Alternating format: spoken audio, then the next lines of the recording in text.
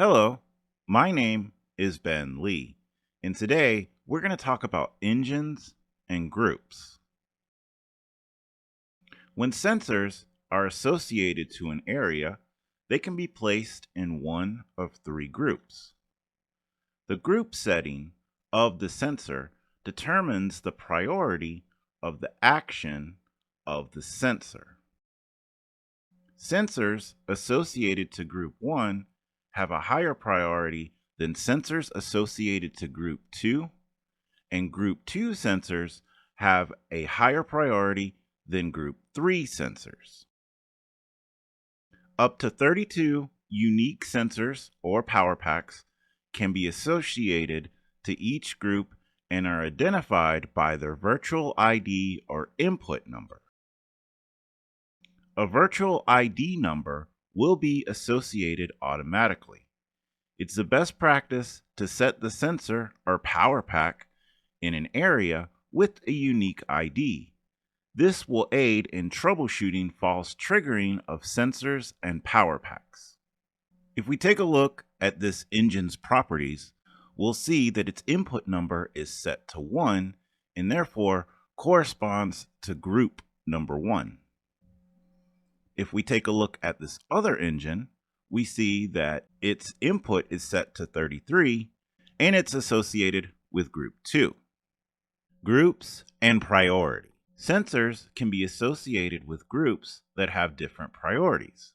This allows for different sensors to turn the lighting on to different scenes. Select scene messages arriving at the engine have a higher priority than scenes generated within the engine. This allows, for example, a keypad in a room to override the active scene by the engine. So keep in mind, if you set up a two-stage turnoff, but then a scene is issued in the area, that scene will also override the two-stage turnoff. No movement actions would operate as normal. This means that when a scene selected by the movement action is overridden, by a keypad for example, the lights will turn off if no movement is detected during the no movement timeout period. In our first example, two sensors are assigned to an area. One is set to ID 1 or input 1, which is group 1, and the other is set to ID 33 or input 33, which is group 2. If movement was detected by the group 2 sensor, lights may turn on to scene 2. Then, when movement is detected by the group 1, scene 1 would become active. Only when both sensors cease to issue movement message for a period equal to the no movement timeout period will the lights turn off.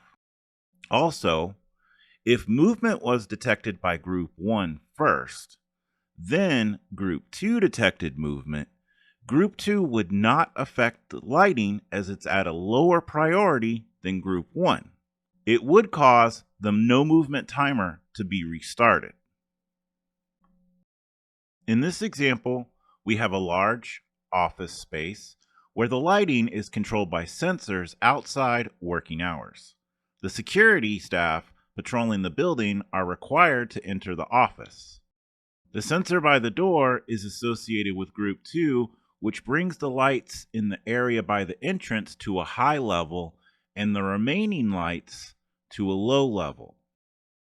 If, however, the security guard moved further into the space, the remaining sensors, which are associated with Group 1, will cause the entire space to go to a high light level. I hope this video was informative, and thanks for watching.